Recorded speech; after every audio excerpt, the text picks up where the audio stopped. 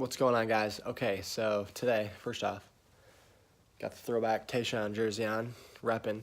So in today's video, I wanted to go over and just give you guys a quick update on the Pistons draft, some things I've been hearing, some new information that's been released, and just give you a quick update on where I think they're kind of at now, and kind of run through some of their picks. So I'm going to be going over their first round picks, and then also who I think their options are going to be for the second round. So we're going to be diving into the second round today as well.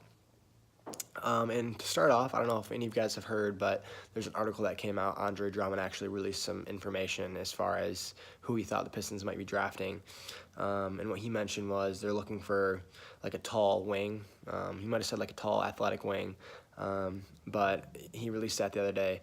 And not that that's something we didn't already know, but he mentioned that as somebody was asking him to the direction that they thought they might go in the first round. So that was kind of interesting to hear, and also kind of cool to see, he kind of actually has an idea of what their needs are, and just helped to reiterate exactly what we've all been thinking as well. So I want to go over, like I said, their first and their second round picks. To start off, I just wanted to go over again who I think their options are for that 15th pick. And I have 5 players who it's kind of becoming a little bit more clear. I know we've heard a lot of names circulating, but with all the updated mock drafts and everything, there's been a lot more clarity as far as who and where these players are being ranked, and there's really some clarity developing in that kind of top 20 area. So I wanted to go over that first. So with the 15th pick, if they do retain that, I think their top 5 options right now are going to be Kevin Porter Jr., if he's available. I think he would be a great pick. Kevin Porter, great shot creator, very athletic. He can shoot. He's one of those guys out of these top 5 that I think is probably the best at creating his own shot. Very fluid athlete, has great handles. The couple knocks on him are he's been inconsistent, didn't contribute a lot his freshman year. Partially due to playing time, partially due to him being injured, and then just character issues too. That's kind of another knock he has on him, and those are kind of the 2 main things that are keeping him from outside of being like a top 5 pick. Great player overall, though. I would love it if they were able to get him. So next player I'm going to go over is Langford. So Romeo Langford out of Indiana. Another great selection. We've been hearing his name a lot in mock drafts lately. He's probably been the name we've seen the most matched up with the Pistons. Great shot creator, good shooter overall, definitely like a good mid-range shooter, good shooter around the rim. He's been compared a lot to like a DeMar DeRozan. Doesn't really have that outside range as of yet. He could develop that. But as of now, he's definitely more of like a mid-range shooter, get in the lane, can create his own shot. He has good vision. He's a pretty good athlete. The knocks on him really are the inconsistent shooting from 3. He was injured his freshman year, so that there's some validity to that, and that potentially affecting his shot. So the next option they have is Nasir Little. So we've been hearing his name a lot too in mock drafts. This is an interesting one. Little, he was McDonald's All-American. He was actually the MVP of the McDonald's All-American game. He is definitely a good athlete. He's strong. Really, with him, it's all about potential. Because if you look back, he's an interesting guy. If you go back and watch his tape, if you watch him back in high school, especially senior year in that McDonald's All-American game, he was about 15 pounds lighter. He was definitely a lot more agile then. And he's really a completely different player now. He's putting on about 15 to 20 pounds of muscle, which is great. But his lateral quickness has definitely decreased. He's not as good of a shot creator now. He seems a little stiff on defense now, not quite as quick. So the idea with that is, I think, and what I've read a lot, is if he could shed like 10 to 15 pounds, he could really climb right back up. Imagine like a Draymond Green or a Jordan Bell, how they came in the league and they lost about 10 to 15 pounds, and their quickness just skyrocketed and they became great players. Jordan Bell, not as much, but he's developing. He's actually a really good player now. But yeah, that's kind of the idea with him. Definitely a lot of potential with him, but we'll see how that kind of manifests. The next player we have here is Keldon Johnson. So Keldon Johnson, another person, I think he'd be a great fit. really kind of fits the Detroit nature. Very physical guy. He's aggressive. He's a pretty solid shooter. Great defender. He doesn't have the top end athleticism necessarily. He's very strong, but not necessarily like really explosive. But I mean, he's still very athletic. All these guys are athletic. I mean, they're going to be in the NBA. But that's kind of the only knock on him. He would be a great pick. And then I think those are really the top four. The next player that's kind of a stretch that I could see them taking potentially, a little bit more of a stretch, is Nikolai Alexander-Walker.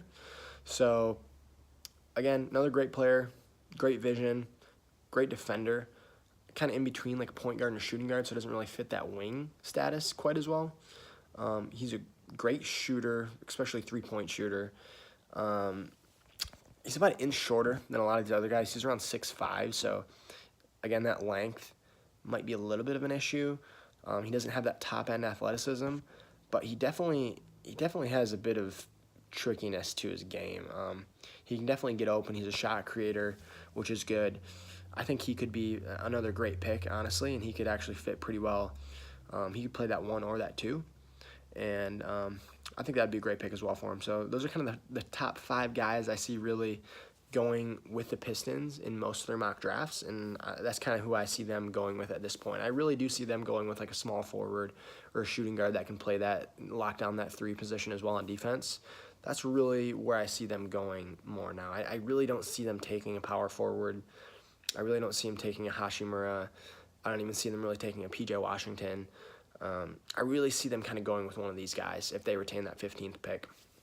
The other thing that we have heard, though, and initially I haven't felt super good about this, but I have seen news circulating lately, and I have in the past few months, about them potentially trading their 15th pick and moving down in the draft, partially based on depth of the draft and there being a drop-off after that, about like that 12th pick, all the way to the end of the first round, and also just due to salary cap, and the Pistons being, not really having much salary right now that they can use to go out and get any free agents or anything. If they were to move down in the draft, it would give them more open salary, and you pay a premium for those players in those top 10, top 15 picks, and as you move down in the draft, you can get these players for a lot cheaper. So that's that could potentially be kind of killing 2 birds with 1 stone, getting players in the same tier but also at a cheaper price, and you get 2 of them. So that could actually be a great move for them.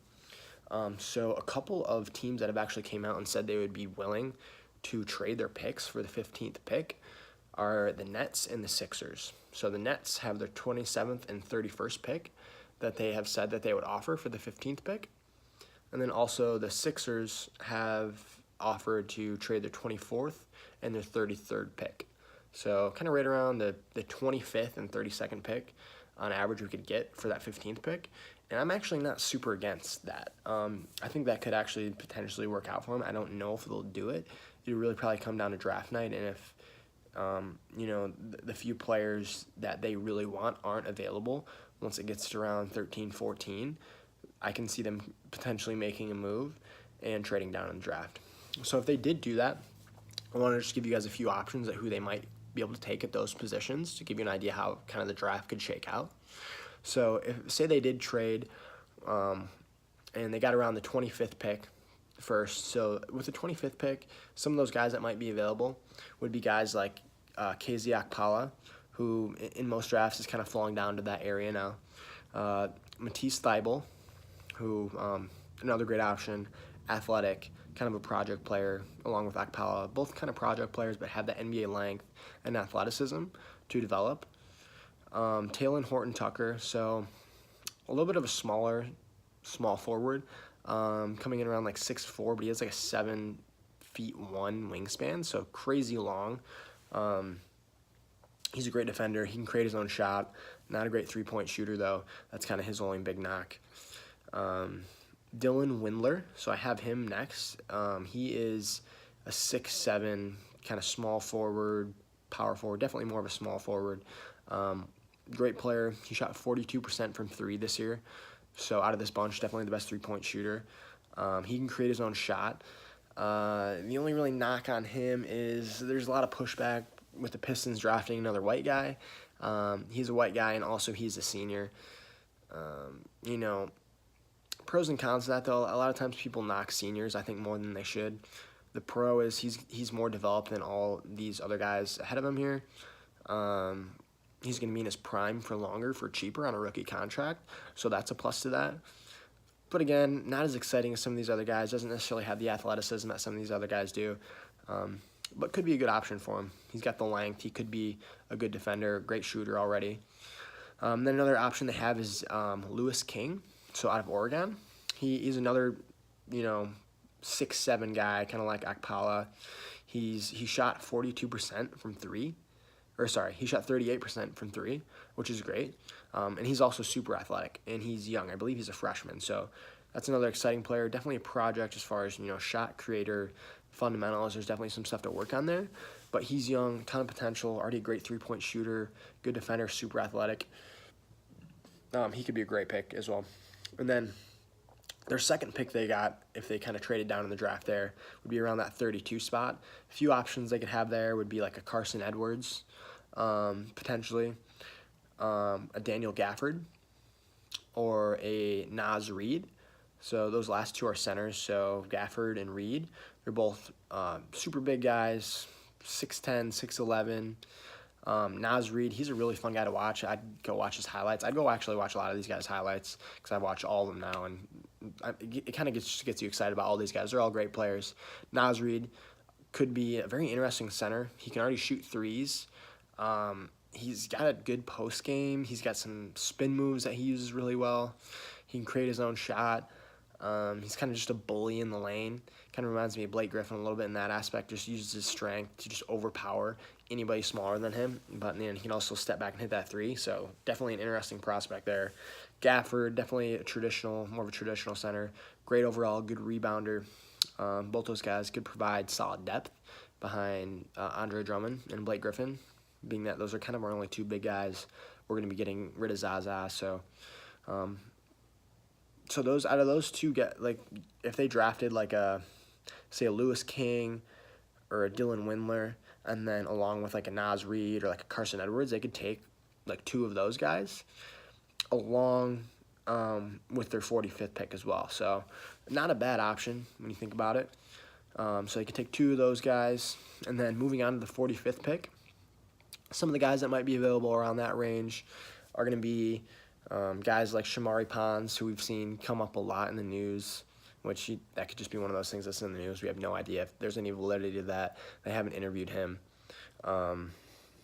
But that's potentially an option. Great player. He's another fun guy to watch. Like, you watch some of these guys and you're like, how are they going this late in the draft? Shamari Pons, super fun guy to watch. I'd recommend you watch his highlights too. Great shot creator. He reminds me a lot of like Lou Williams. Short, great shot creator though. Good three-point shooter. Can get in the lane, can score. And then a few other options they could have at that 45th spot. And this is kind of just, you have no idea who's going to be available at this point. Hopefully some good guys really drop at that point. We had a couple of guys drop last year in Bruce Brown and Kyrie Thomas. They dropped pretty far in the draft. They were potentially first rounders, so you never know who's going to drop that far. But a few other options. Lewis King could fall that far.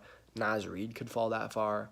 I've seen Iggy Brazdeikis. He could potentially fall there. They've definitely, or they've actually interviewed him as well, so he could be somebody they're interested in. And I actually like him, being a Michigan fan too. So, and then Jonte Porter. So that's another option I've seen at a center position. So I know that's a lot of names, guys, but definitely some guys you can go kind of check out, watch some of their highlights. You can look up some of the information in the news that's being circulated about them potentially being matched up in options for the Pistons. So, yeah, just wanted to give you guys a quick update, and I'm going to be definitely churning out more videos here coming up. Just kind of building up to the draft, any new news that's coming out, anything we hear as far as the Pistons interviewing players or bringing them in for workouts, or any other news we hear as far as them releasing information as to, what they might do as far as trades or anything like that. I'll definitely make sure to put out some videos. Definitely looking forward to this draft. It's just super exciting to see the direction they might go here. It's cool that they have 2 picks this year, potentially even 3 picks. So it's gonna be a really interesting draft. And then you pair that with free agency, I definitely see them picking up one or two guys, no big contracts or anything, but it's gonna be really cool to see how this all shakes out. So yeah, until next time, if you guys have any like questions or comments, or guys you think I missed or anything like that, definitely leave them in the comments below, and I'll be putting out a new video soon. All right, talk to you guys soon.